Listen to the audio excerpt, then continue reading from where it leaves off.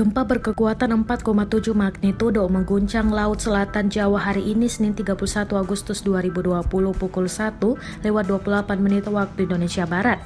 Informasi terkait gempa ini dipublikasikan akun Twitter resmi milik BMKG @info_bmkg. Kepala Bidang Mitigasi Gempa Bumi dan Tsunami BMKG, Daryono mengungkapkan epicenter gempa terletak pada koordinat 8,80 lintang selatan dan 111,22 bujur timur.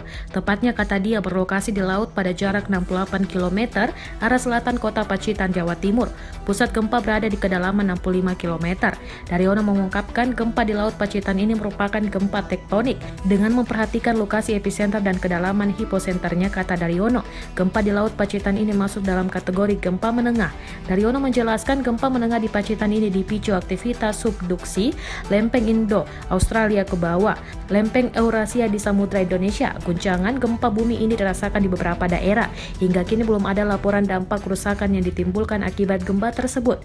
Meski lokasi gempa berada di laut, BMKG menyebut gempa tersebut tidak berpotensi tsunami.